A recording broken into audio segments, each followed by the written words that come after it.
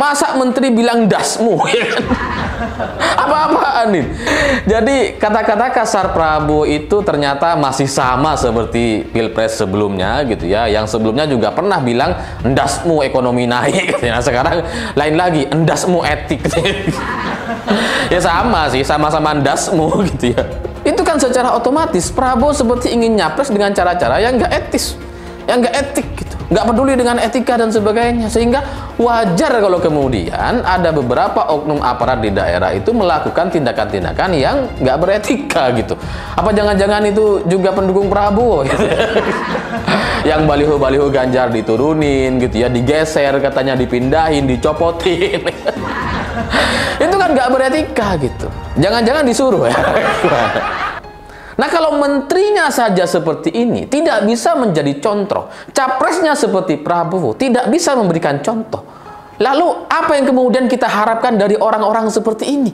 Prabowo sebagai pribadi, bahkan untuk jadi kepala desa atau ketua RT saja, dia tidak pantas karena dia tidak mengerti, tidak memahami, tidak menyadari amanah yang akan dia emban. Lah kalau jadi ketua RT aja nggak pantas, apalagi jadi capres. Citra lucu dan bersahabat yang sukses dibangun oleh tim Prabowo sejak beberapa lama, lewat citra gemoynya itu, sekarang luntur tidak berbekas. Topeng gemoy itu hilanglah sudah langsung terlepas. Awalnya adalah penampilan Eyang Prabowo sendiri yang tidak terkontrol selama debat capres. Emosinya terpancing. Lalu beberapa hari lalu, muncullah video yang viral itu. Sebuah video bocoran dari acara Rakernas Partai Gerindra merekam pidato Eyang Prabowo. Di video itu, tampak jelas Eyang Prabowo belum pulih dari emosi tinggi saat acara debat. Rasa kesal masih membara di hatinya. Soal Eyang Prabowo menggunakan umpatan kasar, dasmu, kepalamu, ini sesungguhnya bukan yang pertama kali terjadi di depan umum. Makanya di pidato tersebut, Eyang Prabowo kembali menyinggung pertanyaan yang menyudutkan dirinya sewaktu debat soal putusan Mahkamah Konstitusi yang melanggar etika. Maka meluncur muluslah umpatan kasar itu. Selain bahas soal survei, ada juga yang bikin gua ngakak semalaman. Apalagi kalau bukan debat capres perdana yang kemarin. Waktu dia ngamuk-ngamuk sama Anies, itu yang paling lucunya. Dia itu, gue yakin ngerasa kayak, gue itu udah ngedukung elu sampai jadi gubernur. Kenapa lu jadi songong gini sih sama gue? Istilahnya begitu. Sampai Anies bilang kalau Prabowo nggak kuat jadi oposisi karena nggak bisa mainan bisnis atau proyek gitu. Prabowo tuh lupa ya. Anies itu jagonya kalau ngebacot. Kalau nggak kuat mental, mending jangan ngadu bacot sama Anies. Yang ada dimentalin semua itu omongan lu. Dan si Prabowo beneran jadi kesel sendiri kan tuh. Nah, Prabowo ini asli dia nih nggak pernah belajar dari kesalahan dan pengalaman di masa lalu. Dia ini udah 3 kali ngikut kontestasi. Tetap aja nggak ada yang berubah dari seorang Prabowo. Tetap temperamen, emosian, dan nggak ada gemoy-gemoynya sama sekali. Tapi untungnya semalam itu nggak ada meja di depannya dia. Coba kalau ada, hancur itu meja digebrak-gebrak. Bisa-bisa dilemparin ke mukanya para juri di sana. Terus langsung kena pelanggaran HAM lagi itu. Nggak perlulah Anda untuk menjatuhkan Ganjar, karena Anda tidak punya kelemahan di Ganjar. Karena kalau Anda mau nyerang kelemahan di Ganjar, Anda akan melihat kelemahan calon Anda itu juga banyak. Jadi untuk menutupin itu, Anda terus serahkan apa? Partai PDIP dan Ibu Mega. Untuk menjatuhkan Ganjar itu, mereka pada menyerang Megawati PDI. Apa kok bisa begitu alasannya? Emang kenapa? Kalau emang Anda punya calon yang baik, coba ungkapkan kebaikan calon Anda. Nilailah pribadi Ganjar itu, mampu apa nggak dia? Punya apa nggak track record? Saya itu jujur geli banget dengar program makan gratis dari pasangan Prabowo Gibran ini. Ini program pembodohan yang memang sengaja didesain oleh mereka untuk hanya sekedar mencari popularitas belaka. Menurut tim suksesnya Prabowo Gibran, program makan gratis yang nanti akan mereka jadikan program utama kalau Prabowo jadi presiden itu. Biayanya itu sekitar 1 triliun rupiah per hari. Gila, 2.000 triliun rupiah selama 5 tahun untuk makan gratis. Bayangkan coba, pembangunan kota sebesar IKN di Kalimantan Timur saja hanya menelan biaya kurang dari 500 triliun rupiah. Pembangunan kereta cepat saja hanya makan biaya 112 triliun rupiah. Itu juga utang. Ini makan gratis, habiskan uang 2.000 triliun rupiah. Terbuang begitu saja tanpa ada nilai tambah apapun. Selain hanya menyenangkan perut orang, tetapi otaknya kosong. Jadi kenapa uang 2.000 triliun rupiah itu nggak dijadikan puskesmas saja dan menggratiskan kesehatan masyarakat, atau buat bangun pabrik farmasi supaya obat kita tidak harus impor dari luar negeri? Kenapa uang 2.000 triliun rupiah itu nggak dibuat irigasi saja sehingga petani kita dapat jaminan panen mereka itu tidak gagal? Kenapa uang sebesar itu hanya buat makan gratis, program yang tidak menghasilkan apa-apa selain peluang mega korupsi yang luar biasa? Ah, gila sih program makan gratis itu. Entah gimana lagi harus bilangnya, karena program itu benar-benar gila. Gila rencana korupsi besar-besarannya. Ya, selain melanjutkan dan bahkan mempercepat pembangunan IKN, Ganjar juga akan memberikan internet gratis dan super cepat. Nah, ini kan justru sangat luar biasa. Program internet gratis ini adalah program yang dicanangkan oleh pasangan Ganjar dan Profesor Mahfud MD. Nah, sedangkan program makan siang gratis itu adalah program dari pasangan Prabowo dan Gibran. Nah, sekarang saya ingin bertanya juga, kira-kira ya, kalau disuruh untuk memilih, kalian akan lebih memilih program internet gratis atau program makan siang gratis? Ya, sekarang coba dibandingkan dengan program internet gratis yang dicanangkan oleh Ganjar Pranowo. Nah, kira-kira mana yang lebih bermanfaat untuk siswa didik? Saya yakin pasti akan lebih banyak yang memilih internet gratis daripada makan siang gratis. Mengapa Pak Jokowi kemudian mempercayakan continuity itu kepada Prabowo? Hari ini saya terus terang merasa kecewa. Kenapa? Karena Prabowo bukan Jokowi. Sekali lagi, Prabowo bukan Jokowi. Hari ini juga Pak Jokowi menggunakan kekuatan-kekuatan negara hanya untuk menggolkan supaya Prabowo menjadi presiden. Sadarlah kita semua, dengan berbagai gimmick seperti gemoy, dengan joget-joget dan sebagainya. Ini bukan Jokowi. Pak Jokowi bukan seperti itu. Negara ini bukan untuk mainan. Negara ini perlu seorang pemimpin yang super strong, bukan hanya pemarah seperti halnya Prabowo. Pak Jokowi bukan pemarah. Pak Jokowi adalah tipikal orang yang menghargai proses. Bukanlah orang yang hanya bisa menggebuk-gebuk podium dan hanya bisa memangkas berbagai aksi-aksi, gimmick-gimmick yang hanya berusaha menjual dirinya supaya dia menjadi presiden. Si Gibran nggak datang lagi di acara debat cawapres yang diadakan oleh TV One. Mungkin dia sibuk kali ya, lagi bagi-bagiin makan siang, lagi bagi-bagiin minum susu, asam sulfat, kan? Tahu dia lagi sibuk. Cuman kan katanya Gibran ini mewakili generasi anak muda yang cerdas, yang kreatif, generasi milenial, generasi optimis, generasi emas. Diundang debat nggak dateng, alasannya sibuk. Itu aja kok dipertanyakan. Dibawa santai aja, nggak boleh kayak gitu. Kamu bakal jadi calon pemimpin, Gibran. Banyak-banyaklah belajar dan membaca biar cerdas. Dari sini terlihat ada bau-bau kelicikan yang berjalan di dalam sistem. Soal anggaran, keamanan, dan backingan. Kita kebayang siapa yang paling diuntungkan oleh sandiwara yang besar ini. Gak mungkin ribuan orang itu gerak sendiri tanpa dikendalikan, gak mungkin. Nggak mungkin gerombolan itu manut-manut saja tanpa diinstrukturi. Kekacauan ini adalah tanda bahwa 2024 mengandung banyak sekali aroma busuk.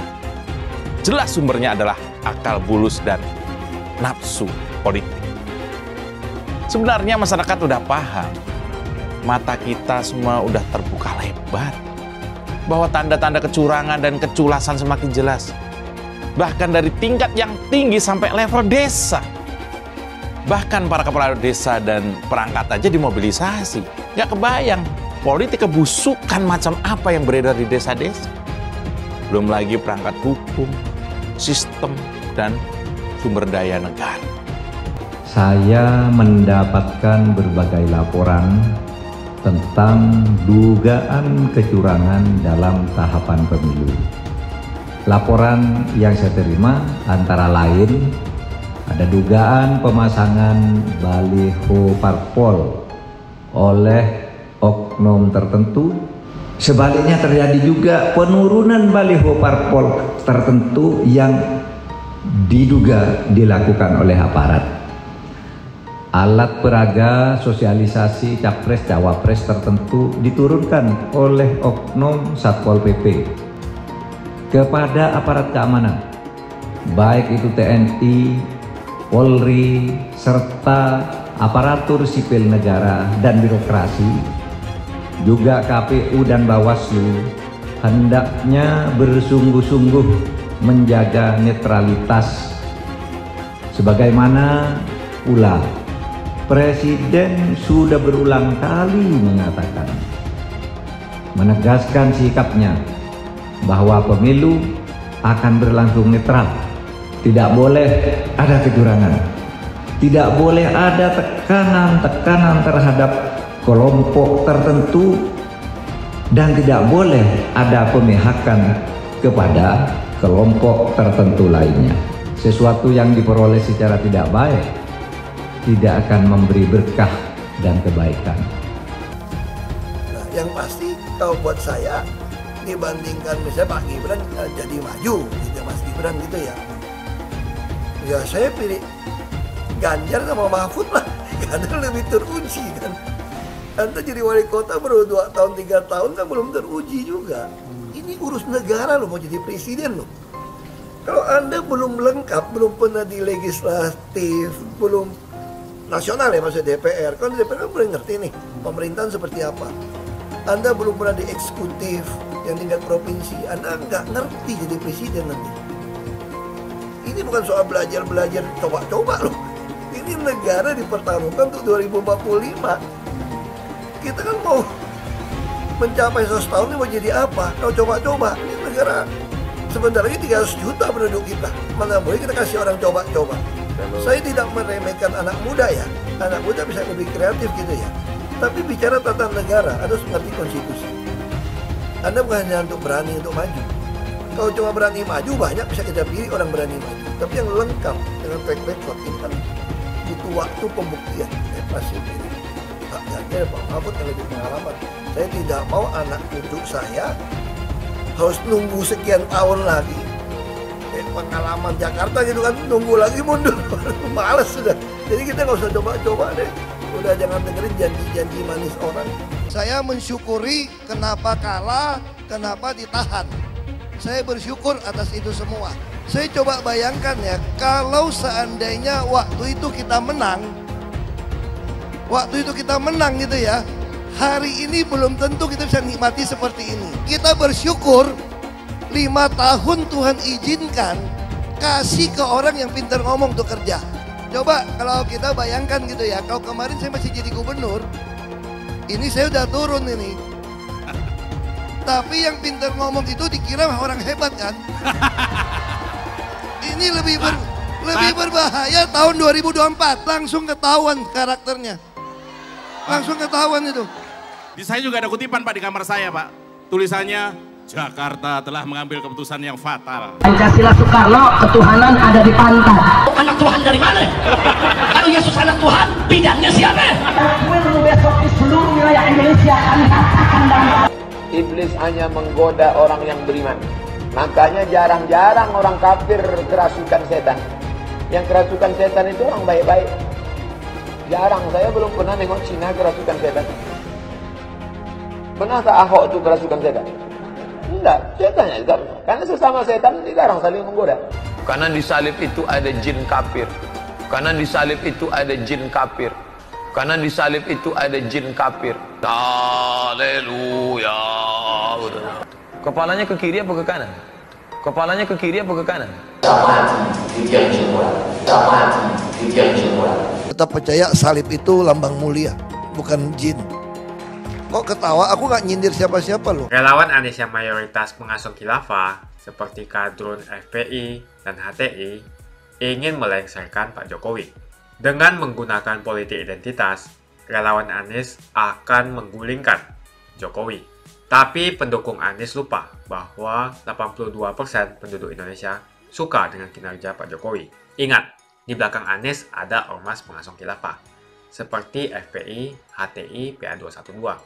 Saya yakin sebentar lagi karma Ahok akan mengejar Anies Baswedan. Ya sama lah seperti pilpres sebelum-sebelumnya gitu ya. Yang namanya Prabowo itu ya memang temperamen, marah-marah dan suka memaki-maki.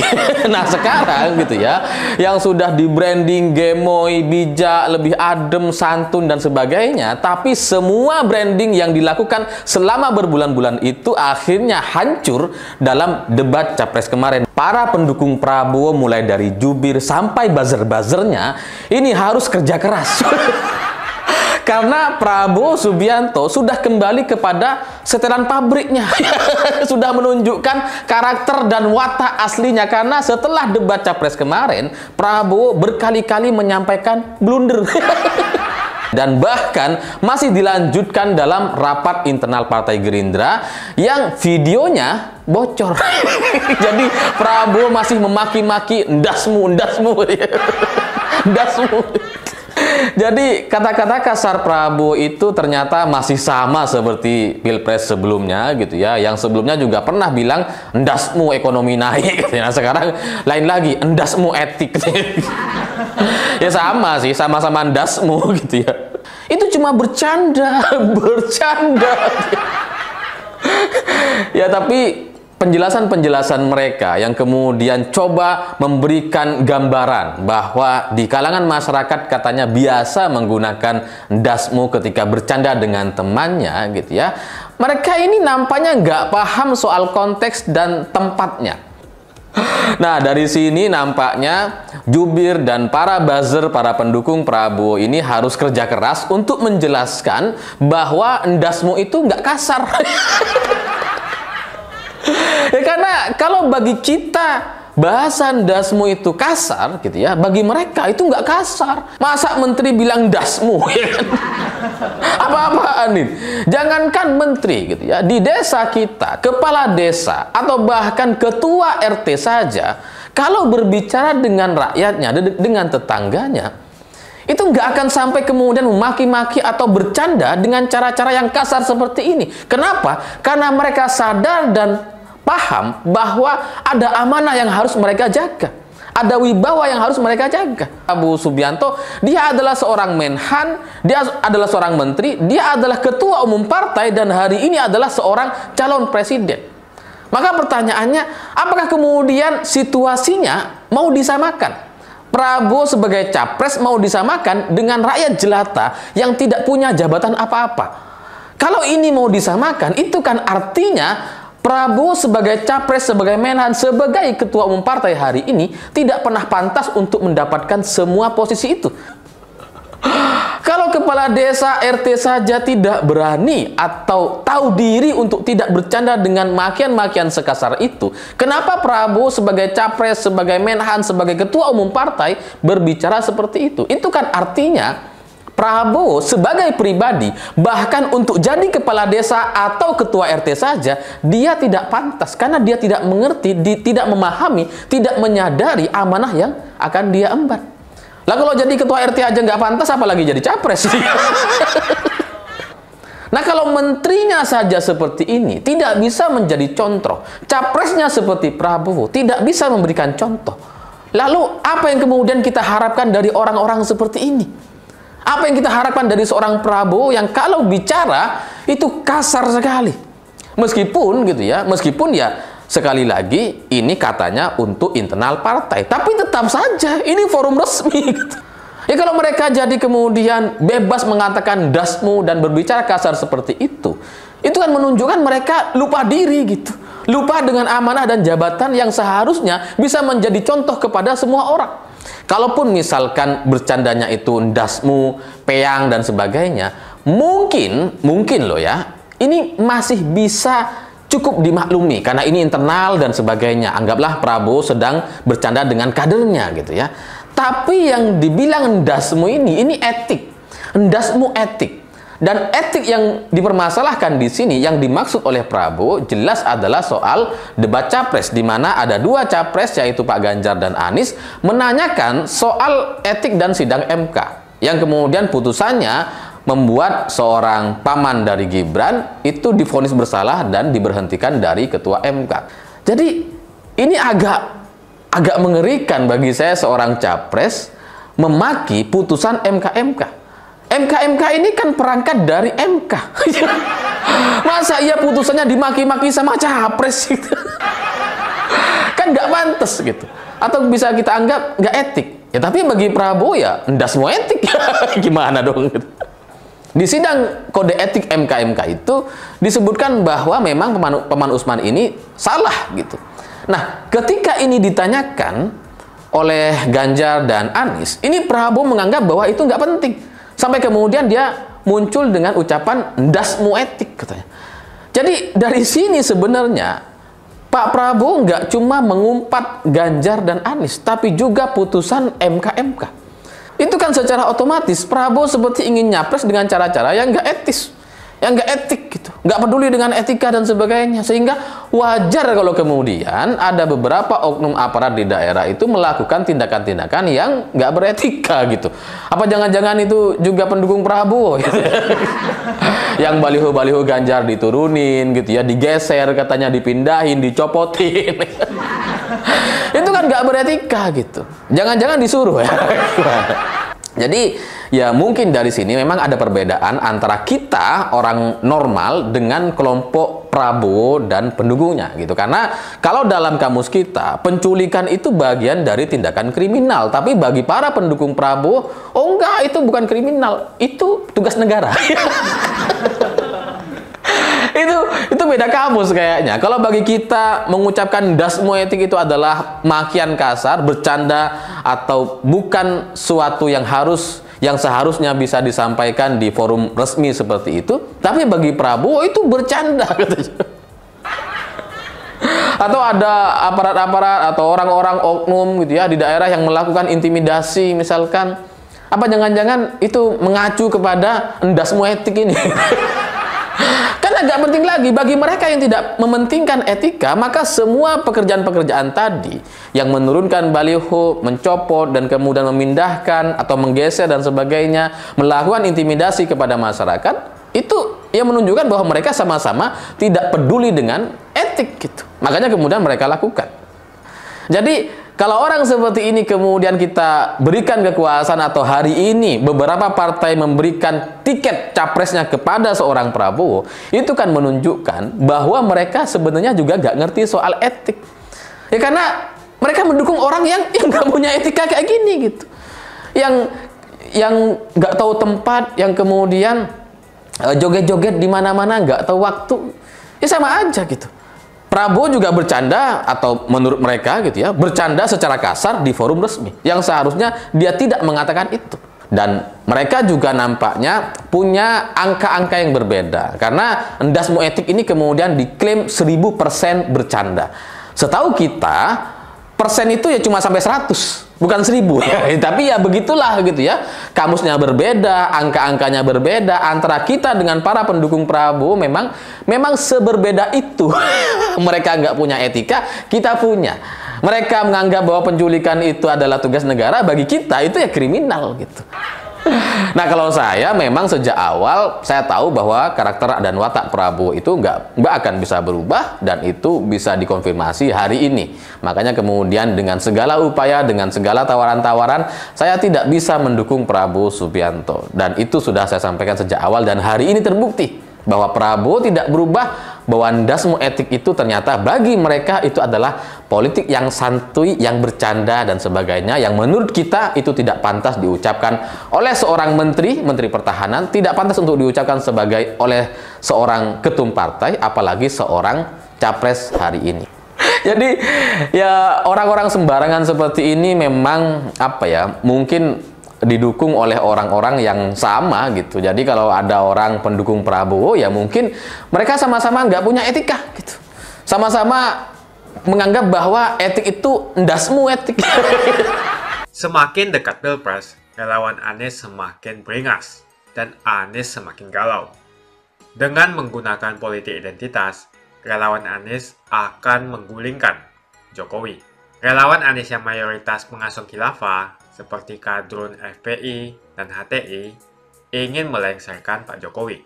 Tapi pendukung Anies lupa bahwa 82% penduduk Indonesia suka dengan kinerja Pak Jokowi. Saya pikir kalau terjadi baku hantam, maka ada 82% yang akan menghajar kadrun pengusung khilafah itu.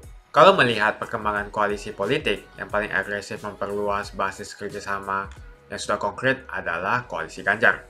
Sejak Ganjar diumumkan oleh PDIP, sudah resmi koalisi Ganjar ini didukung oleh 3 partai, yaitu P3, Hanura, dan juga Perindo. Nasdem pun semakin pusing melihat Anies, karena elektabilitas Anies semakin jatuh, dan banyak kader-kader Nasdem terjerat kasus korupsi, seperti belakangan kasus korupsi BTS. Kasus korupsi 8 triliun yang dilakukan oleh kader terbaik Nasdem yaitu Johnny G. Plate ini sangat menghantam Partai Nasdem, menteri dari Kementerian Pertanian, di mana ini juga adalah dari Partai Nasdem. Apalagi belakangan ada 120.000 kader dari Partai Nasdem pindah ke Partai Perindo. Semenjak Nasdem mengusung Anies, banyak sekali petaka yang diterima oleh Nasdem. Apakah ini merupakan karma dari Ahok? Silahkan komentar di kolom komentar. Yang jelas saya tidak akan memilih Anies, karena Anies bukan pribumi yang jelas. Dan Anies juga merupakan antitesis daripada Jokowi. Antitesis artinya bertolak belakangan dengan semua kebijakan Jokowi. Anies sudah terang-terangan menyebutkan dia tidak akan melanjutkan kinerja dari Pak Jokowi. Tidak ada infrastruktur yang akan dibangun jika Anies memimpin Indonesia 5 tahun ke depan. Lagi pula Anies juga didukung oleh khilafah dan pendukung Anies dari ormas seperti FPI dan juga HTI. Apa kita mau FPI dan HTI kembali di Indonesia jika Anies memimpin? Anies adalah bapak politik identitas yang menghalalkan segala cara untuk menggapai kekuasaan, termasuk menggunakan politik identitas berbasis agama. Kita lihat di kasus Ahok. Kita sudah bisa melihat kinerja Anies selama 5 tahun di Jakarta, dan ini merupakan rekam jejak Anies Baswedan. Tidak ada satupun janji yang dipenuhi, dan tidak ada kinerja yang bisa dibanggakan. Dari DP 0%, OKOC, kelebihan bayar, Formula E, banjir, sumur resapan, jalan rusak, dan gonta-ganti nama jalan. Jadi saya rasa tagline perubahan yang diusung Anies adalah tagline merubah kata korupsi menjadi kelebihan bayar, supaya semua koruptor tidak dijerat oleh pasal korupsi. Karena mereka semua hanya melakukan kelebihan bayar. Jadi perkataan Ahok sudah terbukti dan Jakarta sudah menjadi korban. Jangan biarkan Indonesia menjadi korban kibulan Anies Baswedan. Suara minoritas jangan lagi merasa takut untuk memilih pemimpin yang membela hak minoritas. Karena Anies jelas hanya memanfaatkan suara minoritas untuk mendapatkan suara. Ingat, di belakang Anies ada ormas pengusung khilafah seperti FPI, HTI, PA212. Saya yakin sebentar lagi karma Ahok akan mengejar Anies Baswedan. Begitu saja opini saya hari ini. Tuliskan opini kalian tentang Anies Baswedan di kolom komentar. Dan juga tuliskan pendapat kalian tentang people power oleh relawan Anies untuk melengsarkan Pak Jokowi. Tuliskan pendapat kalian. Jika kalian siap untuk melawan people power yang digaungkan oleh relawan Anies, ayo tuliskan lawan people power di kolom komentar. Pastikan Anda semua like video ini dan bagikan video ini ke teman dan family Anda supaya mereka semua mengetahui tentang informasi ini. Tekan tombol subscribe dan bunyikan lonceng notifikasi supaya kamu tidak ketinggalan